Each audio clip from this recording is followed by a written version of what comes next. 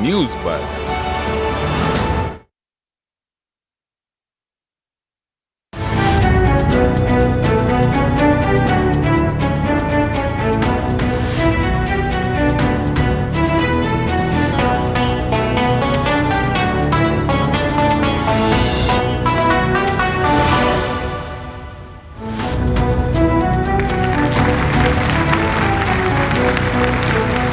नमस्कार, स्वागत है आप सभी का हमारे इस बेहद खास शो जनवाणी में। मैं हूं आपके साथ आरेंद्र। इस वक्त हमारी मौजूदगी है देवभूमि उत्तराखंड की राजधानी देहरादून में। उत्तराखंड की अगर बात की जाए तो यहां पर 5 लोकसभा की सीटें हैं और बीते 2 आम चुनाव यानी कि 2014 और 2019 से लगातार इन 5 लोकसभा की सीटों पर बीजेपी जीत हासिल करती रही है। भाजपा इस बार फिर से जीत की हैट्रिक इन 5 सीटों पर बनाने का दावा कर रही है, तो वहीं कांग्रेस बीजेपी के इस जीत के रथ को रोकने का दम भर रही है। बीजेपी की अगर बात की जाए तो वो डबल इंजन की सरकार के साथ में कह रही है कि साहब मोदी जी की गारंटी के साथ हम जनता तक पहुंच रहे हैं, तो वहीं कांग्रेस की अगर बात की जाए तो कांग्रेस ये कह रही है कि वो जनता के साथ हो रहे अन्याय को न्याय में बदलने की बात करके जनता का समर्थन हासिल करना चाहती है। तो सभी राजनीतिक दलों की बात की जाए या फिर प्रत्याशियों की बात की जाए या अन्य छोटे दलों की बात की जाए, हर कोई अपने अपने तरीके से जनता को रिझाने में लगा हुआ है अपने दावे और वादों के साथ में। लेकिन जनता के भी अपने बहुत से मसले और मुद्दे होते हैं जिसके लिए एक मंच की जरूरत होती है, और हम दूरदर्शन न्यूज के माध्यम से इसी मंच को देहरादून में लेकर आए हैं। जनवाणी के इस मंच को हमारी कोशिश होगी तमाम नेता अपनी बात तो रखें, लेकिन सबसे ज्यादा जनता के मसले और मुद्दे यहाँ पे निकल के आए और उनका जवाब हम अपने यहाँ मौजूद मेहमानों से, जो कि राजनीतिक दलों की नुमाइंदगी कर रहे हैं, उनसे ले सकें। तो आइए शुरुआत करते हैं, क्योंकि पहले चरण का जब वोटिंग होगी आने वाले 19 अप्रैल को, तो उत्तराखंड की सभी 5 लोकसभा सीटों पर एक साथ वोटिंग होने जा रही है। तो पहले दौर में शुरुआत देवभूमि से भी होने जा रही है अन्य राज्यों के साथ में। तो आइए हम मिलकर शुरुआत करते हैं इस बेहद खास कार्यक्रम की, और हमारे साथ मेहमानों का बहुत ही खास पैनल मौजूद है, उनका परिचय भी आपसे कराते हैं। मेरे साथ इस वक्त मंच पे मौजूद हैं बीजेपी के राज्यसभा के सांसद और राष्ट्रीय सह कोषाध्यक्ष नरेश बंसल जी। सर, बहुत बहुत स्वागत है आपका, और एक बार जोरदार तालियों से स्वागत, क्योंकि बीजेपी से ज्यादा सवाल रहेंगे। डबल इंजन सरकार की बात करते हैं राज्य में भी और केंद्र में भी। और इसके अलावा दूसरे खास मेहमान हमारे साथ सूर्यकांत धस्माना जी हैं, जो कि प्रदेश उपाध्यक्ष हैं कांग्रेस के। सर, आपका बहुत स्वागत, जोरदार तालियां, क्योंकि कांग्रेस लगातार एक जवाबी टक्कर देती आई है, चाहे पिछला विधानसभा चुनाव की बात हो या फिर मौजूदा लोकसभा चुनाव में भी दमखम से मौजूद है। इसके अलावा तीसरे खास मेहमान इस वक्त हमारे साथ मंच पे मौजूद हैं शांति प्रसाद भट्ट जी, प्रदेश उपाध्यक्ष हैं और मीडिया प्रभारी हैं यूकेडी के। यूकेडी वो दल है, एक तरीके से कह सकते हैं, या उत्तराखंड के आंदोलन के समय जो पार्टी उपजी जिसने उत्तराखंड को बनाने का लगातार प्रयास किया। तो निश्चित तौर से एक समय इनकी राजनीतिक तौर पर एक बड़ी मौजूदगी थी, लेकिन मौजूदा समय में कितना वो प्रासंगिक है, ये सवाल आज के समय में उनसे बनता है। आपका बहुत स्वागत है। इसके अलावा चौथे खास मेहमान हमारे साथ वरिष्ठ पत्रकार हैं अरुण शर्मा जी। सर, आपका भी बहुत बहुत स्वागत है। और अरुण शर्मा जी निष्पक्ष तरीके से तमाम राजनीतिक वायदों के बीच में आखिर किस प्रकार की स्थिति, जमीनी हालात हैं, उसका मूल्यांकन करके हम तक बताएंगे। लेकिन इन तमाम मंच पे मौजूद चारों मेहमानों से बढ़ के हमारे साथ जो सबसे खास मेहमान है वो है आप सब तमाम जनता, जो कि प्रबुद्ध जनता उत्तराखंड की। एक बार फिर से जोरदार तालियां अपने लिए, क्योंकि ये बहुत जरूरी है। जब तक मतदान में भी हिस्सेदारी नहीं होगी तो लोकतंत्र का पर्व अपने आप में बेहतर नहीं होता, और इसी प्रकार से जब तक ऐसे डिबेट में आपके सवालों की भागीदारी ना हो तो उस प्रकार का मजा आता नहीं है लोकतंत्र का। तो उम्मीद है आपके सवाल जरूर निकल के आएंगे, तीखे सवाल भी होंगे और तमाम मेहमानों से हम जवाब भी लेंगे। शुरुआत करते हैं नरेश बंसल जी आपसे ही, क्योंकि आप डबल इंजन सरकार की बात लगातार करते हैं, और ऐसे में हैट्रिक कैसे करेंगे, क्योंकि आपके विरोधी ये कहते हैं कि आप असल मुद्दों से इतर हटके भावनात्मक तरीके से चुनाव लड़ते हैं, और शायद इस बात की कोशिश आप इस बार भी कर रहे हैं। नरेश जी, देखिए, मोदी जी की 10 साल की सरकार का जो चित्र है देश के सामने, वो किसी भी क्षेत्र में देखें, मैं 100 से ऊपर कारण ऐसे बता सकता हूँ जिसके कारण लोग कहते हैं कि हम मोदी जी को वोट देंगे। वो 25 करोड़ लोगों को गरीबी रेखा से ऊपर लाने का मामला हो, कोरोना में जब आय के साधन समाप्त हो गए तो 80 करोड़ लोगों को मुफ्त राशन देना हो, गरीब लोगों को जन औषधि केंद्र से सस्ती दवाइयाँ उपलब्ध कराना हो, 5 लाख रुपए तक का कैशलेस इलाज पहली बार देश के अंदर हुआ है। गरीब आदमी जो रोज़ खाता है, रोज़ कमाता है, सुबह घर से निकलता है, शाम को आएगा कि नहीं आएगा, पिछले 60-70 सालों में कभी किसी ने उसके बारे में विचार नहीं किया। केवल 12 रुपए में उसको 2 लाख रुपए का सुरक्षा चक्र ये मोदी जी ने दिया। उसी गरीब को 330 रुपए में सुरक्षा चक्र मोदी जी ने 2 लाख का और दिया। डायरेक्ट बेनिफिट ट्रांसफर के लिए जनधन के खाते, जिसका बड़ा मजाक उड़ाया गया, 52 करोड़ जनधन के खाते खुले। 4 करोड़ से ऊपर लोगों को मकान दिए गए, जिसके अंदर शौचालय भी है, जिसके अंदर उज्ज्वला का गैस कनेक्शन भी है, नल से पानी भी है। पहली बार गरीबों को इस प्रकार के मिले। महिलाओं का सशक्तिकरण हुआ। 33% आरक्षण देने का बिल मोदी जी के नेतृत्व में पार्लियामेंट ने पास किया। 1 करोड़ लखपति दीदी बनाने का लक्ष्य हमने पूरा किया। भविष्य में 3 करोड़ लखपति दीदी बनाने की ओर हम आगे चल रहे हैं। नौजवानों के लिए मेक इन इंडिया स्टार्टअप, जब मोदी जी आए 2014 में तो 350 स्टार्टअप थे, आज 1 लाख से ऊपर स्टार्टअप है। जब मोदी जी आए तो 2 मोबाइल बनाने वाली फैक्ट्रियां थी, आज 100 से ऊपर है। आज हम मोबाइल एक्सपोर्ट कर रहे हैं। जीबी डाटा हमारे यहाँ सबसे सस्ता है। तो सब प्रकार से हम आगे बढ़े हैं। विदेशों में मान सम्मान बढ़ा है। आस्थाओं के प्रश्नों को हमने यहाँ के मानस की आस्था के अनुसार हल किया है, चाहे वो 500 साल बाद भगवान राम के जन्मभूमि का मामला हो, जन्मभूमि पर भव्य मंदिर का निर्माण हो। लेकिन लोग गाली देते रहे, कहते रहे कि राम तो हुए ही नहीं, एफिडेविट सुप्रीम कोर्ट में देते रहे। और यहाँ तक कि जब राम मंदिर बन गया, भव्य प्रतिष्ठापना हुई, तब भी जाने से लोगों को रोका गया। जो चले गए उनको पार्टी से निकाल दिया गया।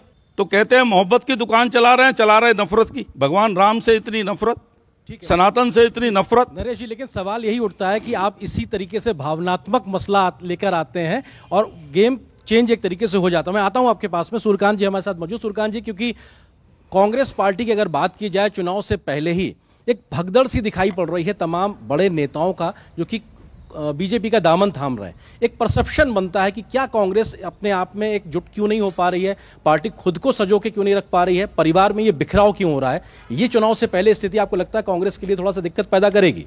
देखिए, बात सच है कि कुछ लोगों ने राष्ट्रीय स्तर पे भी और राज्य के स्तर पे भी पार्टी छोड़ी है। भारतीय जनता पार्टी में ही लोग गए। बहादुर लोग वो होते हैं। मैं स्वर्गीय हेमवती नंदन बहुगुणा जी का शिष्य हूँ और बहुगुणा जी ने भी पार्टी छोड़ी, लेकिन बहुगुणा जी ने सत्ता ठुकराई, सत्ता छोड़ी और चुनौती देकर के विपक्ष में गए। आज जो लोग जा रहे हैं उसका कारण पूरा देश जान गया। ये जो 8,500 करोड़ रुपए इलेक्ट्रल बॉन्ड से इन्होंने इकट्ठा किया, वो इसीलिए तो किया। सीडी की, ईडी की, सीबीआई की, इनकम टैक्स की रेट डलवा करके, और ये मैं आरोप नहीं लगा रहा हूं, ये तो मैं धन्यवाद कर रहा हूं सुप्रीम कोर्ट का, सर्वोच्च न्यायालय का, जिन्होंने पूरे देश के सामने तस्वीर साफ कर दी। इलेक्ट्रल बॉन्ड का सच अगर जनता के सामने ना आता, उस पैसे का कहां उपयोग हो रहा है वो भी आप समझ सकते हैं। और संवैधानिक संस्थाएं, जांच एजेंसियां जिन कामों के लिए थी, वो भारतीय जनता पार्टी के प्रकोष्ठों की तरह काम कर रही हैं। नरेश जी, क्योंकि ये बहुत गंभीर मसला है और दुनिया में क्या कहा जाए, सबके सामने चीज है और इस पर लगातार कांग्रेस चर्चा कर रही है कि साहब कैसे आप एजेंसीज का इस्तेमाल करते हैं और देश चर्चा कर रहा है। बिल्कुल। तो इस आरोप को लेकर क्या कहेंगे? सिलसिला को स्पेसिफिकली उन्होंने कहा, क्योंकि उत्तराखंड में हमारी मौजूदगी, इस बात का जवाब बनता है। मैं देता हूं जी। इलेक्ट्रल बॉन्ड का जहां तक सवाल है, पहली बार देश के अंदर एक ईमानदार कोशिश हुई। सुप्रीम कोर्ट ने कह दिया संवैधानिक है। बीच में नहीं बोला आपके। मैं आपके आरोप का जवाब ले रहा हूं, मैं आ रहा हूं आपके पास। मैं मुझे जवाब देने दीजिए, उसके बाद आप जो मर्जी बोलिए। नरेश जी, हाँ करिए। इलेक्ट्रल बॉन्ड के द्वारा पहली बार एक ईमानदार कोशिश हुई। उससे पहले कहां कितना चंदा आ रहा था पता ही नहीं चलता था। नंबर 1 में इलेक्ट्रल बॉन्ड खरीदता था व्यक्ति और जिसको देना होता था देता था, वो बैंक के माध्यम से होता था। इलेक्ट्रल बॉन्ड थे, बात आई तो आज पता लगा किस किस को मिला है। आज ये बात तो कह रहे हैं कि हमको 8,500 करोड़ मिला। 20,000 करोड़ में से 14, 12, 13,000 करोड़ तो विपक्षियों को मिला है। 1,500 करोड़ कांग्रेस को भी मिला है जी। दूसरी पार्टी टीएमसी को मिला है। कोई राजनीतिक दल नहीं है जिसको नहीं मिला है। जिनकी एक एक सूबे में सरकार है, जिनके 42 एमपी, हमारे तो 303 एमपी हैं। 17 राज्यों में हमारी सरकारें हैं। आखिर राजनीतिक दलों को लोग चंदा देते ही हैं। चंदा उसमें दिया तो उसमें कौन सी गलत बात होगी? शांति जी, क्योंकि यूकेडी से आप हैं और इस बार के विधानसभा चुनाव के बाद से आपकी क्षेत्रीय पार्टी का दर्जे को लेकर भी सवाल खड़े हो गए। ऐसे में क्या ये सवाल उठना लाजमी नहीं है कि जिस प्रकार की उम्मीदें, आकांक्षाएं राज्य की जनता के लिए आपने उठाई थी और सत्ता की वजह से आज आप उनका विश्वास खो चुके हैं उस राज्य के लिए जिसकी लड़ाई आप लड़ते हुए कभी नजर आते थे?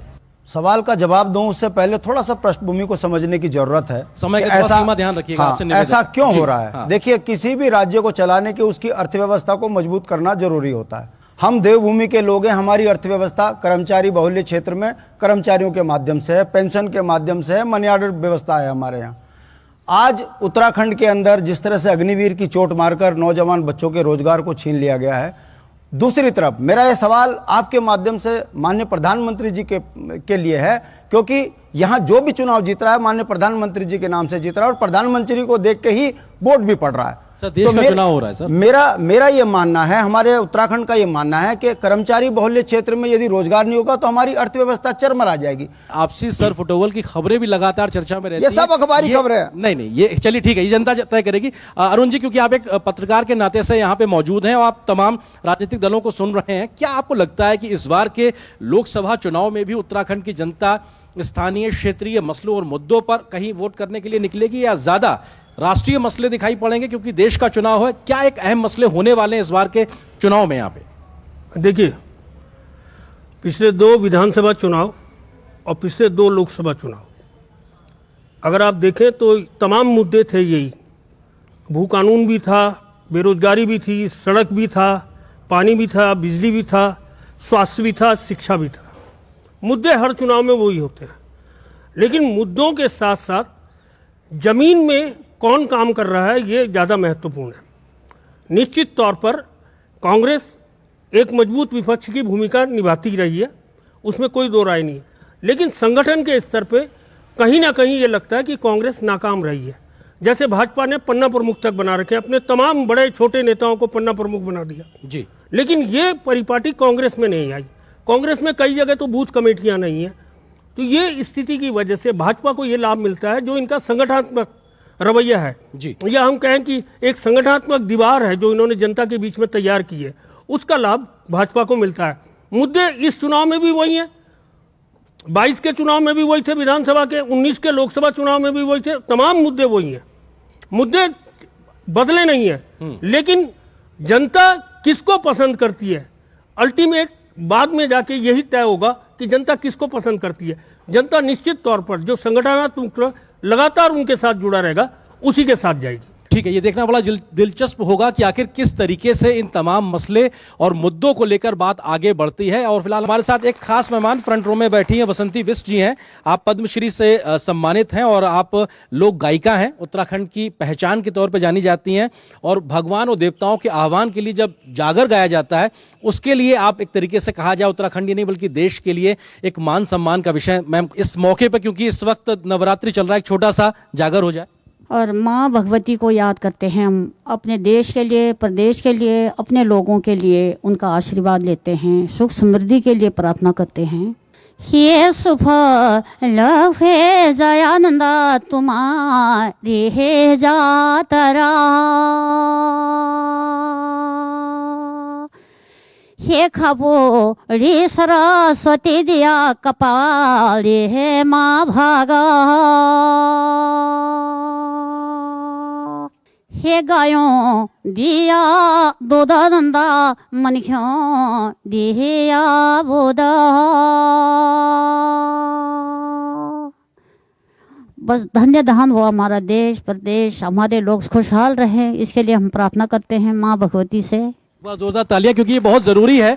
लोकतंत्र की सफलता के लिए भी हमारे लिए बड़ा ज़रूरी है कि हम अपनी संस्कृति और ज़मीन से जुड़े रहें। लेकिन सवालों के सिलसिले को आगे बढ़ाते हैं नरेश जी, क्योंकि ये बहुत महत्वपूर्ण है और सवाल मंच से ही निकला कि किस प्रकार से पलायन हो, रोजगार हो, एक ऐसा मसला आपके तमाम दावों के बाद भी बना हुआ है और चर्चा का विषय है। आखिर इतने तमाम आपके विकास के दावों के बाद भी ये सवाल क्यों उठ रहे हैं और क्यों मुखर हो रहे हैं? देखिए, जहाँ तक पलायन की बात है, इस पर बड़ी भावनात्मक के बजाय संजीदगी से विचार करना पड़ेगा।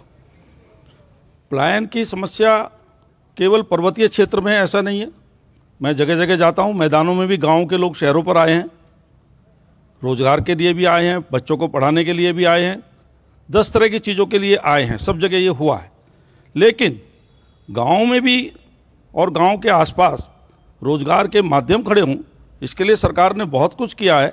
हमारी सरकार ने पलायन आयोग बनाया, उसने 2 लाख लोगों के साथ संवाद किया, उनके सुझाव लिए, उसके आधार पर पलायन रोकने के लिए या रिवर्स पलायन करने के लिए प्रवासी सम्मेलन भी हुए, रहबार भी हुए और स्टे होम योजना, जी, चंद्रशेखर सिंह गढ़वाली योजना, इसके अंतर्गत नौजवानों को लोन दे करके, नौजवानों को सहायता दे करके बड़ी मात्रा में रोजगार, क्योंकि हमारा देश, हमारा प्रदेश टूरिज्म पर आधारित है, तीर्थाटन और टूरिज्म, जी, ये हमारा प्रमुख वो है। इसके लिए जो बुनियादी ढांचा है उसको विकास किया गया, road connectivity, rail connectivity, air connectivity.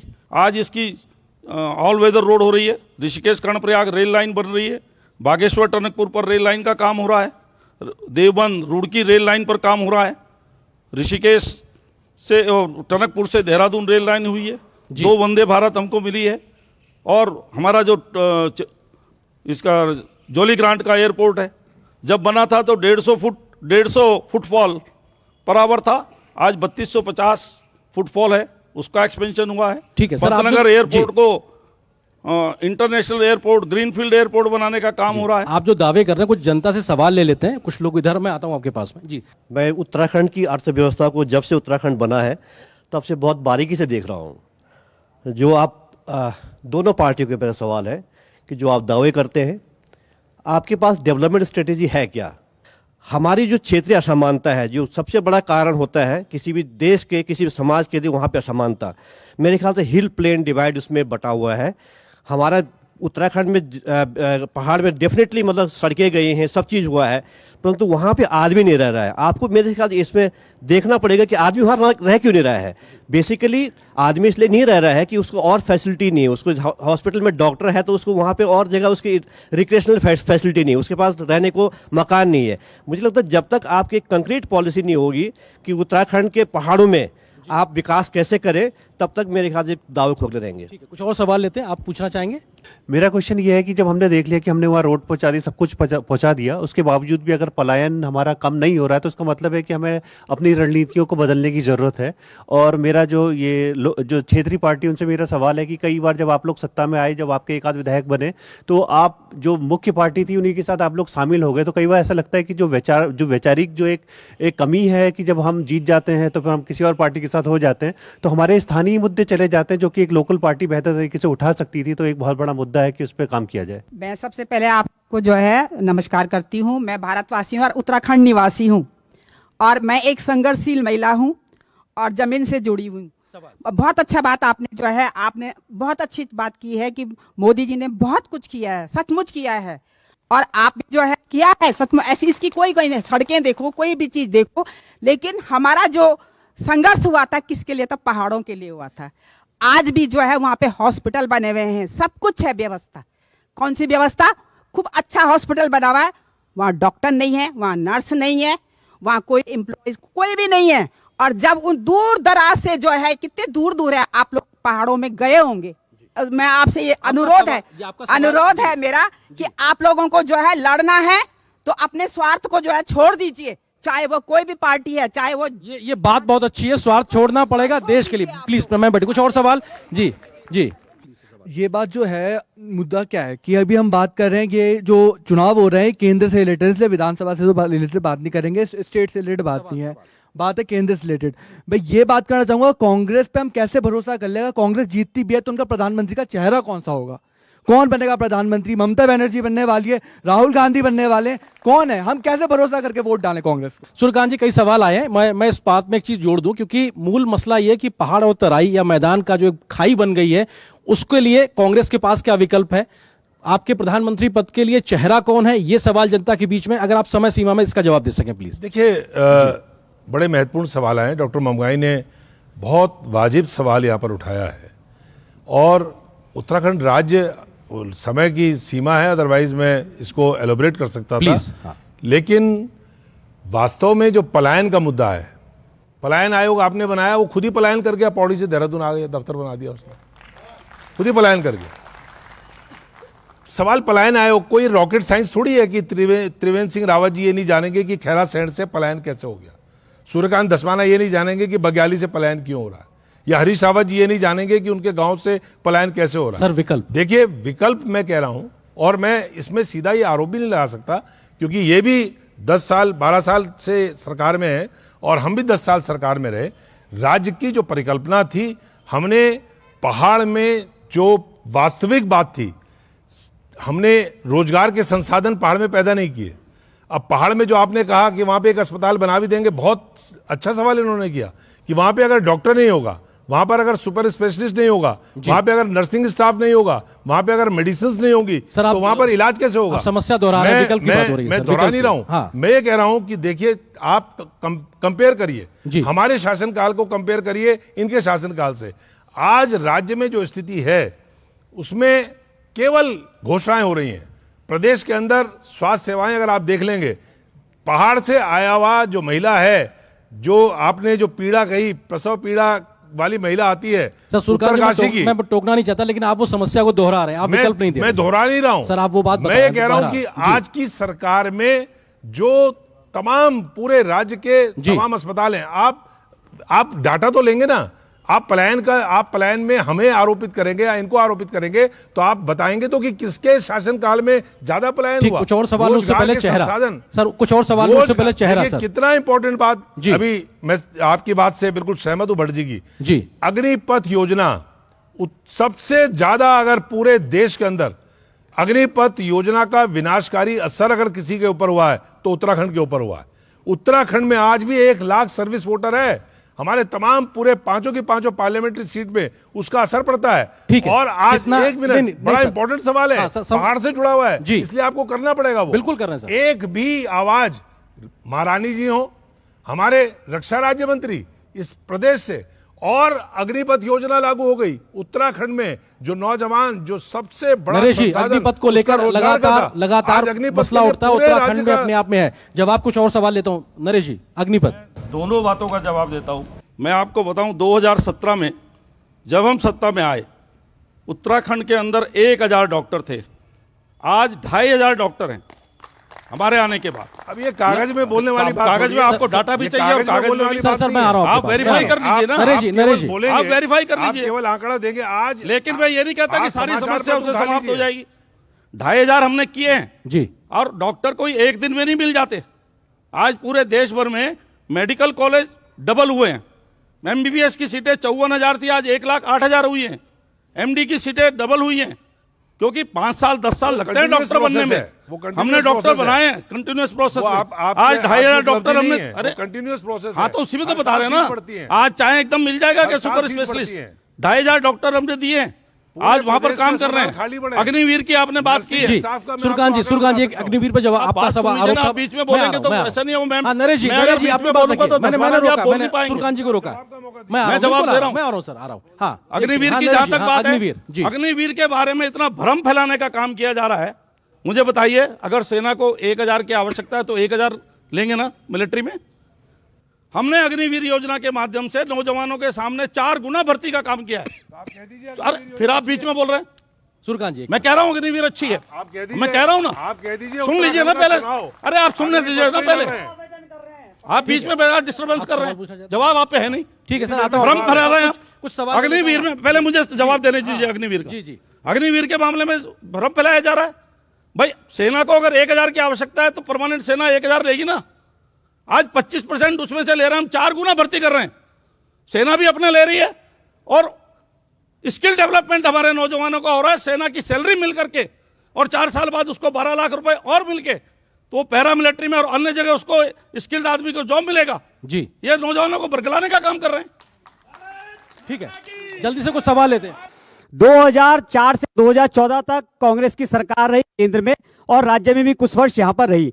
आपने विशेष औद्योगिक पैकेज छीनने का काम उत्तराखंड की जनता से, उत्तराखंड की सरकार से किया। पहली बात तो ये अन्याय आपने क्यों किया? दूसरा, 2 लाख करोड़ रुपए के कार्य जो है उत्तराखंड के अंदर विकास के कार्य गतिमान है, जो धरातल भी हमारे को दिख रहे हैं।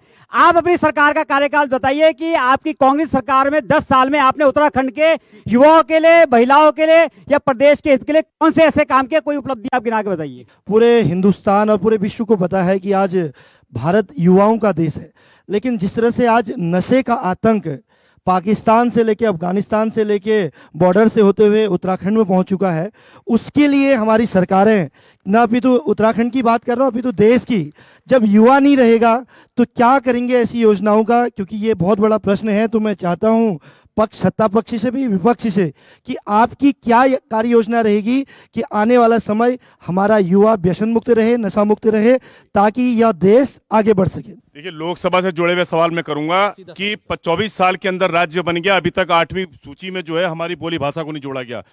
हमारे को जो है पूरा पलायन के मामले में अगर मैं बात करूं तो हमारे जो वन अधिकार जो हमारे होते थे, उन अधिकारों को क्यों नहीं दिया जा रहा है। और हमारा जो मूल विषय है इस राज्य को बनाने के पीछे, जो हमारा मूल निवास, भू कानून और तमाम जिन चीजों को लेकर हमें इतर कर दिया जा रहा है, हम लोग कहीं ना कहीं हादसे पे आ रहे हैं और लोग नॉर्थ ईस्ट की तरफ देख रहे हैं, कहीं ये स्थिति पैदा ना हो, इसके लिए क्या कार्यनीति होगी। सर, मेरा ये सवाल यह है कि उत्तराखंड के जंगल गर्मी आते ही पूरे आग के हवाले हो जा रहे हैं।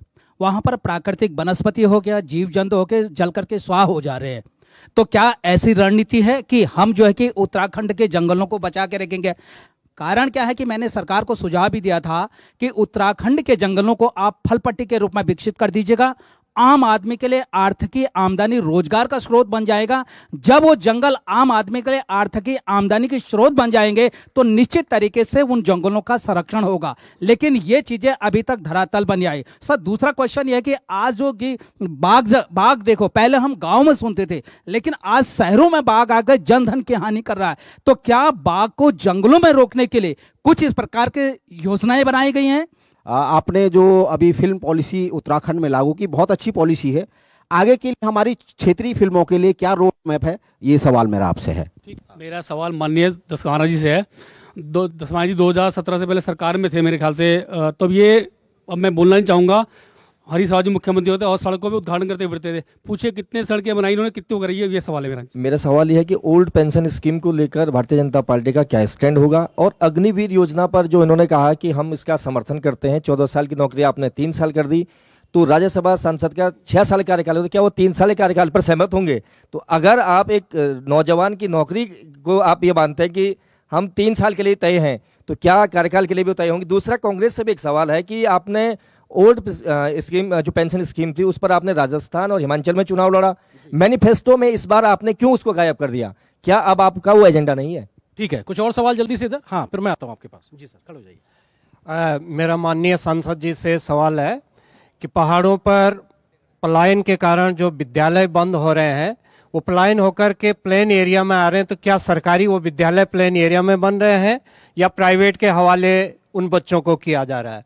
दूसरा, 2 बहुत बढ़िया स्कीम केंद्र और राज्य सरकार की विद्यालयों में चल रही है, अटल स्कूल और दूसरा PM श्री स्कूल। क्या उससे पहाड़ों के पलायन पर कोई कमी आई है? उसका डाटा सरकार के पास है? मेरा सवाल माननीय बीजेपी लीडर से है। सर, महिलाओं की सिक्योरिटी की बात आती है, आप चाहते तो हैं, आप कहते तो हैं कि महिलाओं को ज़्यादा से ज़्यादा पार्टिसिपेट करना चाहिए, ज़्यादा से ज़्यादा पॉलिटिकल हो, इकोनॉमिक हो, कोई भी फील्ड में आना चाहिए, लेकिन जब उनकी सेफ्टी की बात आती है, ये खास तौर पर मैं इसलिए उठा रही हूँ क्योंकि अभी रिसेंट अंकिता भंडारी केस आपको पता ही होगा। हम लोगों को ये श्योर करेंगे कि महिलाएं सेफ हैं बाहर के आने में और काम करने में। मैं बहुत सारे सवाल हो गए हैं। शुरुआत में पॉइंटेड तरीके से नरेश जी आपसे करना चाहूंगा, क्योंकि भू कानून की बात हो, पलायन की बात हो, बेतरतीब विकास, क्योंकि विकास का एक प्लान्ड तरीका हो, वो मसला, और महिला सुरक्षा, क्योंकि हिमालयी राज्यों के लिहाज से बात की जाए तो उत्तराखंड उन राज्यों में उसमें क्राइम के आंकड़े ज्यादा हैं। ये चिंता पैदा करता है विकास के साथ साथ अगर ये आंकड़े हैं। मैं चाहूंगा समय सीमा में थोड़ा सा आप इन पॉइंटेड सवाल का जवाब दे सके। तो देखिए, हमारी पार्टी नारी सुरक्षा के लिए, नारी सम्मान के लिए प्रतिबद्ध है। जो घटनाएं होती हैं इक्का दुक्का, उसके प्रति हम 0 टॉलरेंस की नीति अपनाते हैं। अंकिता भंडारी कांड हुआ, पहले ही दिन हमने जो कल्प्रिट थे उसके आज तक भी जेल में हैं, जमानत नहीं हुई, उनको जेल में डाला।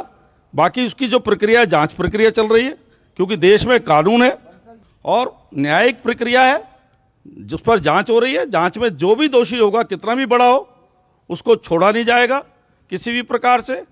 स्वास्थ्य सेवाओं की भी अभी बात आई, मैंने पहले भी बताया जी। एम्स एक की जगह हमने 2 एम्स, टेलीमेडिसिन का एम्स हमारा वहां खुल रहा है रुद्रपुर में। शांति जी, मैं आ रहा हूं आपके पास भू कानून पे। नरेश भैया इन्हीं को बोलने दो। शांति जी प्लीज, ये मतलब एक बहस पर बेहतर नहीं हो पाएगी भू कानून को लेकर। जी, भू कानून पर भी समिति बनी है, उसकी रिपोर्ट आएगी।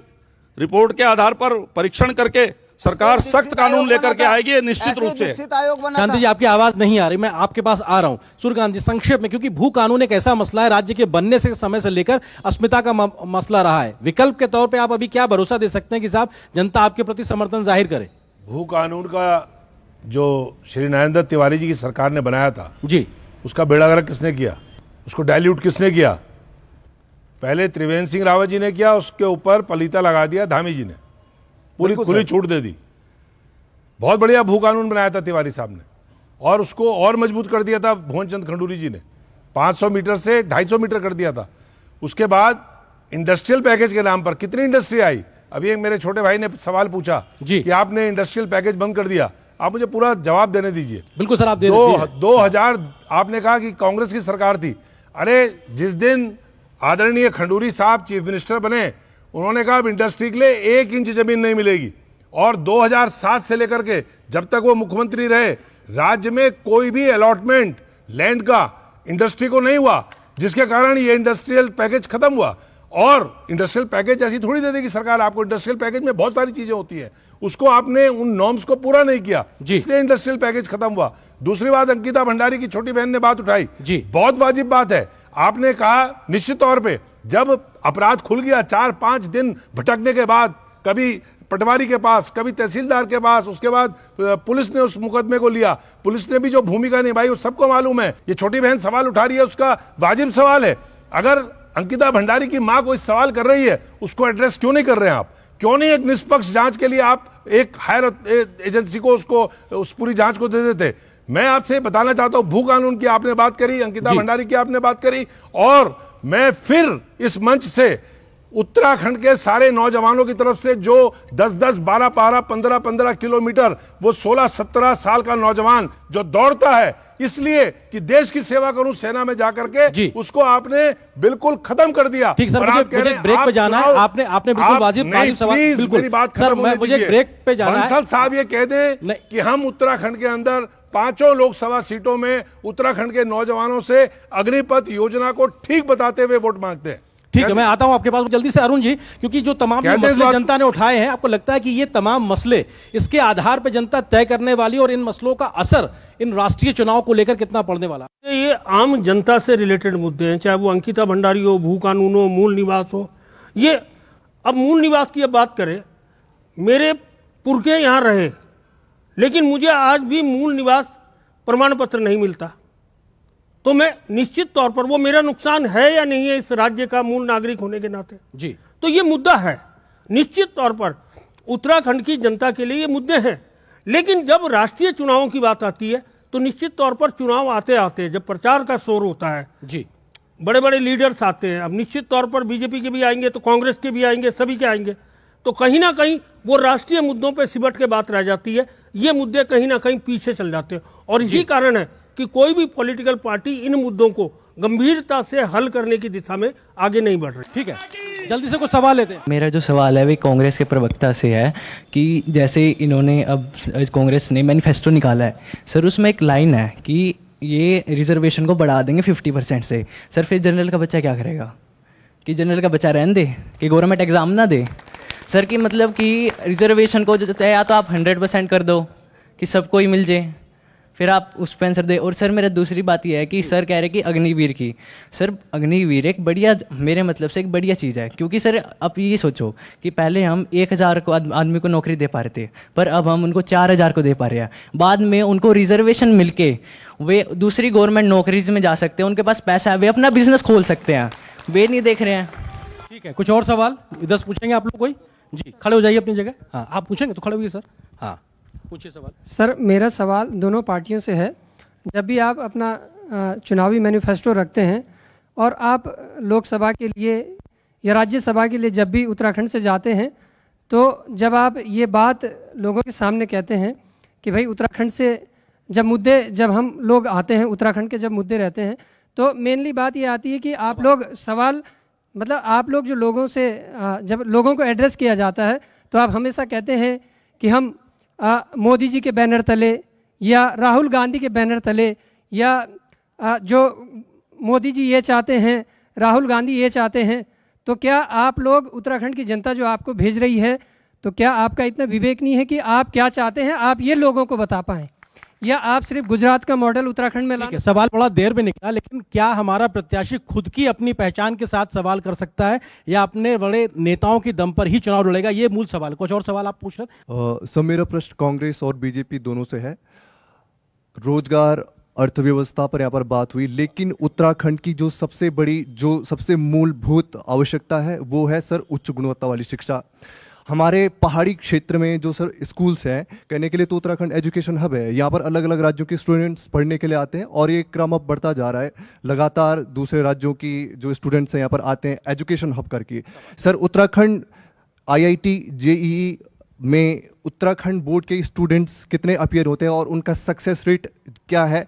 0.0001%। और ये भी 2017 की रिपोर्ट है सर, उसके बाद के बारे में इसमें ऐसी कोई रिपोर्ट नहीं है सर। पहाड़ी क्षेत्र के जो छात्र छात्राएं हैं उनके इस इतने बड़ी हित की उपेक्षा करके उत्तराखंड कैसा विकास करेगा? मेरा मंच पर उपस्थित सभी राजनीतिक दलों से एक सवाल है कि उत्तराखंड देवभूमि जो है वन क्षेत्र के लिए बड़ा प्रसिद्ध है, लेकिन धीरे धीरे हमारा वन क्षेत्र कम होता जा रहा है।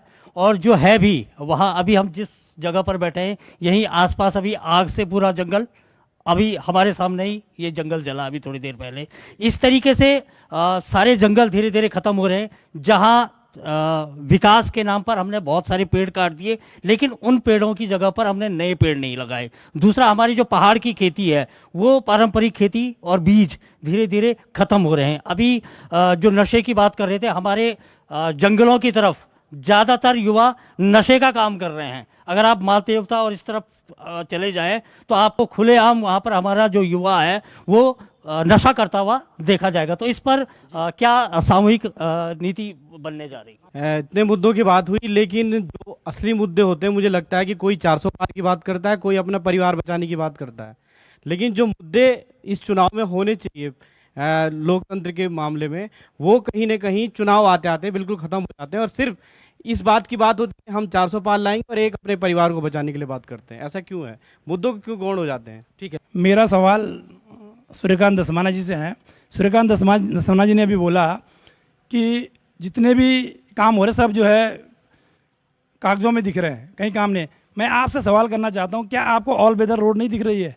क्या आपको यहाँ से दिल्ली तक के मार्ग नहीं दिख रहे हैं? क्या आपको जो हम जब पहले हम यहाँ से हरिद्वार जाते थे 2.5 घंटे में हरिद्वार पहुँचते थे, आज हम 30 मिनट में हरिद्वार पहुँच जाते हैं। तो क्या आपको ये जो विकास कार्य हो रही है दिख नहीं रहे? आपकी सत्ता इतने साल रही है, आप अपने जो है कोई भी एक उत्तराखंड में एक ऐसा अच्छी से अच्छी रोड मुझे बता दीजिए जो आपने बनाई हो। सर, पहले तो आप मेरे परिवेश देख ही रहे होंगे। जरा तालियां बजा दीजिए, क्योंकि उत्तराखंड की शान और पहचान के तरीके से आप यहाँ पे मौजूद हैं। निश्चित तौर से ये हम सबके लिए खुशी की बात है। सवाल में दरअसल सवाल ये है, गौचर मेला जनजातीय मेला कहा जाता था, आज वो समाप्त हो गया है। और जो संस्कृति आपके सामने खड़ी है ना, बात परिचय की करते हैं, हमें बैठाने की करते हैं, क्या हमारा परिचय है आप सबसे?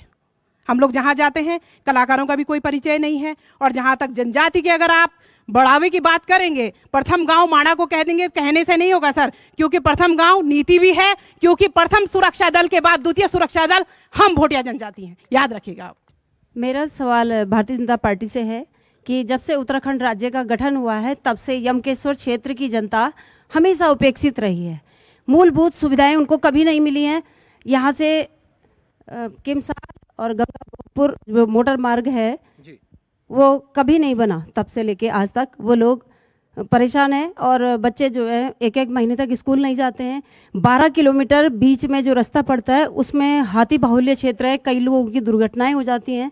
मैं पूछना चाहती हूँ कि ये सब क्यों नहीं हो रहा? वन विभाग क्यों सड़कें नहीं बनने दे रहा है और क्यों इसमें भाजपा सरकार हर बार हाँ करती है, एजेंडे आते हैं कि हम बनवाएंगे, उसके बाद क्यों उन लोगों को ठगा जाता है? जी, समय बड़ा सीमित है, जल्दी से। हाँ सर, सवाल मेरा बीजेपी गवर्नमेंट से भी और कांग्रेस से भी और जितने भी दल हैं, आप यूकेडी हो चाहे कोई हो, बीजेपी ने सड़कें दी, लेकिन वो सड़कें सरकने के लिए भी गांव खाली हो गए।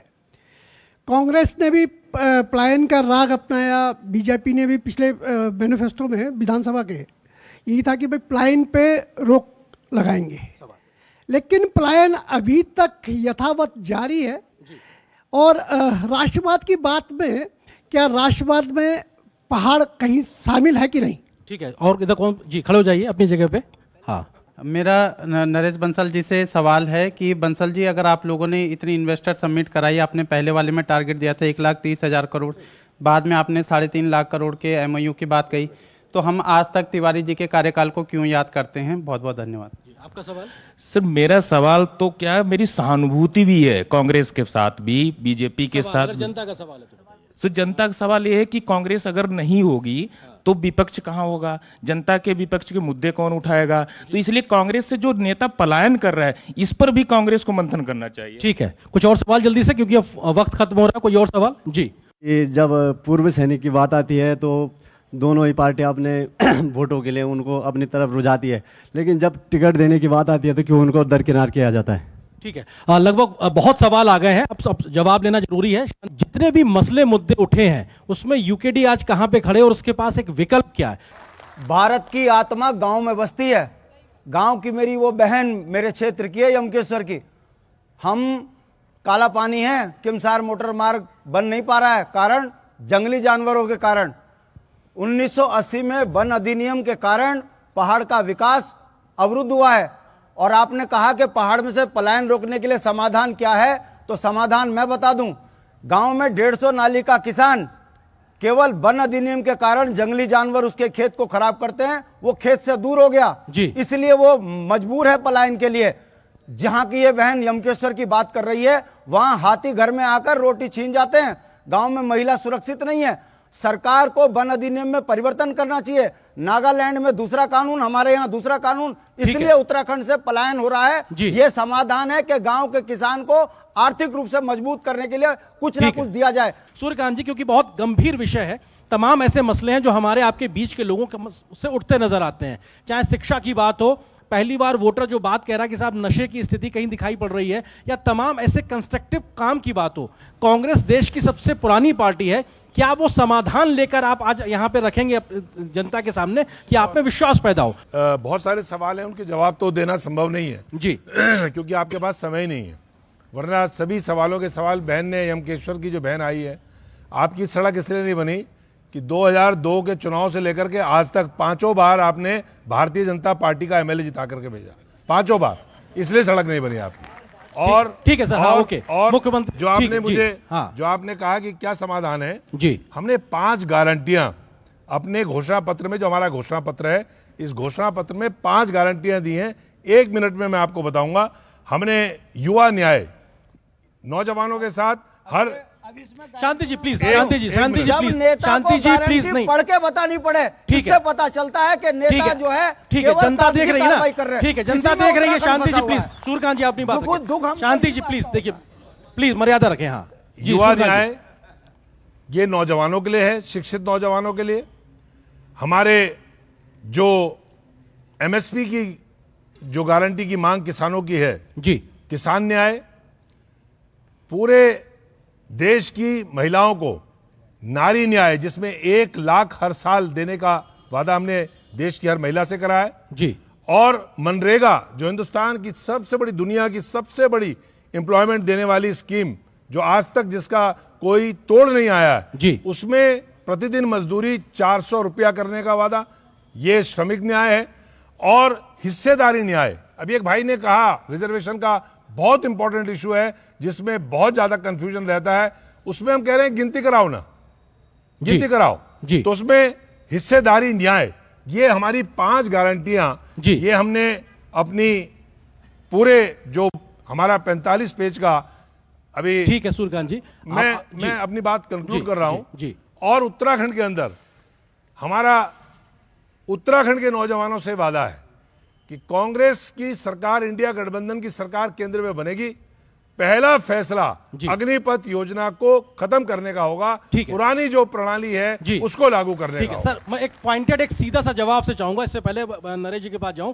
एक सवाल ये भी आया था कि चेहरा कौन होगा मुख्यमंत्री का। सर एक हिंदुस्तान में प्रधानमंत्री का चुनाव हिंदुस्तान में हिंदुस्तान सवाल में जी, बहुत अच्छा सवाल किया मेरे साथियों ने। संक्षेप में हाँ देखिए मैं बता रहा हूँ ना जी हाँ चेहरा बता रहा हूँ प्लीज हाँ चेहरा हिंदुस्तान के लोकतंत्र में हम संसद चुनते हैं जी सांसद चुनते हैं और सांसद जब चुनते हैं तो पार्लियामेंट्री सिस्टम जो इंडिया का है जी उसमें हम प्राइम मिनिस्टर नहीं चुन रहे हैं। अभी आप नहीं बताएंगे नहीं बताएंगे क्या जी 2004 में ठीक है ओके अरे 2004 एक मिनट नरेश एक मिनट सुरकांत जी आप जो बात कह रहे हैं अरे आपके चिल्लाने से प्लीज नहीं एक सेकंड नहीं आप जो बात कह रहे हैं बिल्कुल ठीक बात है सांसद चुनते हैं लेकिन चिल्लाने से नहीं होगा एक सेकंड आपके चिल्लाने से नहीं होगा बिल्कुल नहीं मैं चिल्ला नहीं मैं प्लीज नहीं वो अपनी बात रख रहे हैं उनको कहने दीजिए नहीं बिल्कुल मैं अपनी आप जो बात कह रहे हैं संसदीय व्यवस्था है हिंदुस्तान में संसदीय व्यवस्था है 2004 में जब फील गुड हो रहा था जी जब फील गुड हो रहा था और अटल जी जैसा महान व्यक्ति प्रधानमंत्री था उधर अटल जी थे तो 2004 में देश ने तय कर दिया था कि देश का प्रधानमंत्री कौन होगा। नरेश जी क्योंकि एक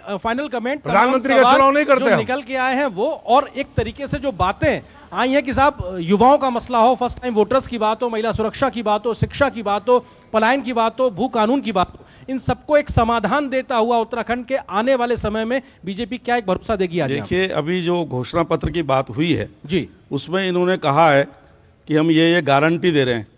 इनकी गारंटी किसी ने मानी आज तक? इनकी अपने आने की गारंटी नहीं है।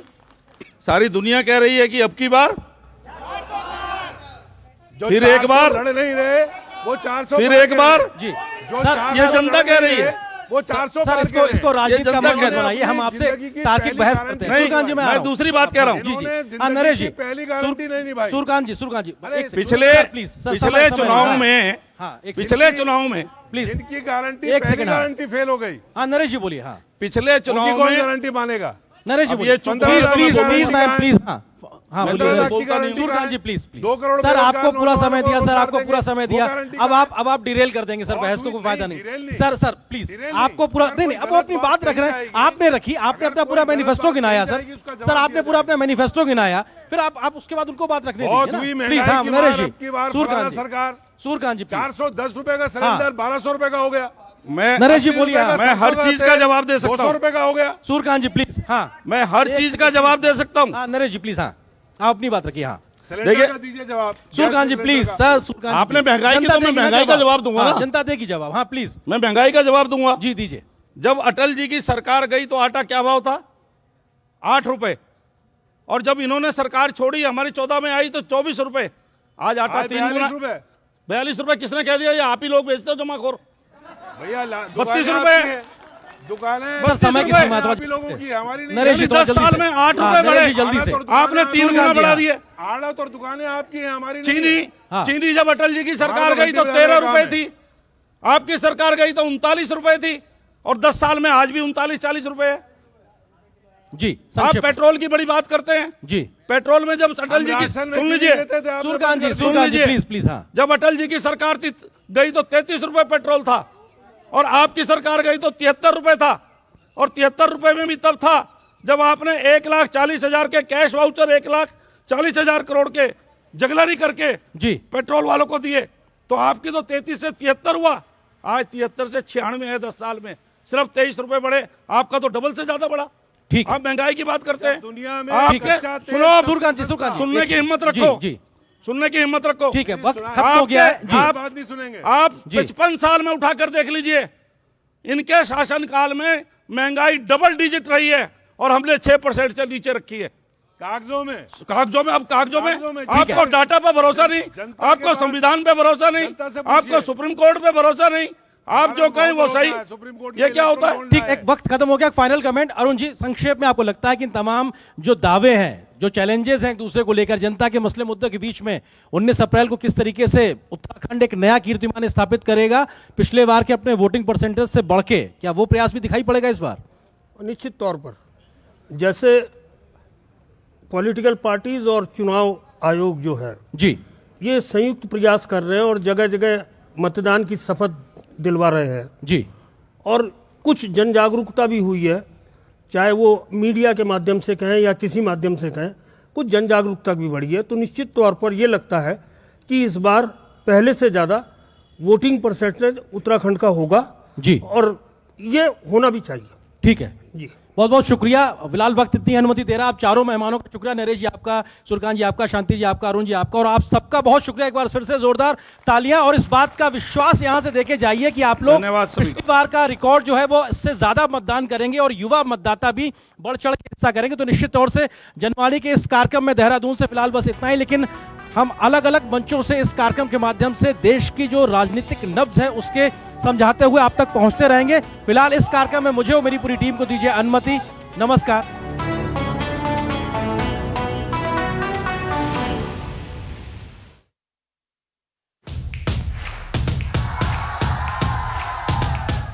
बिछ गई लोकसभा चुनाव की बिसात, बढ़ गया सियासी घमासान। केंद्र में किसकी बनेगी सरकार? क्या है राजनीतिक दलों के दावे और क्या है उनकी हकीकत? हर राज्य की चुनाव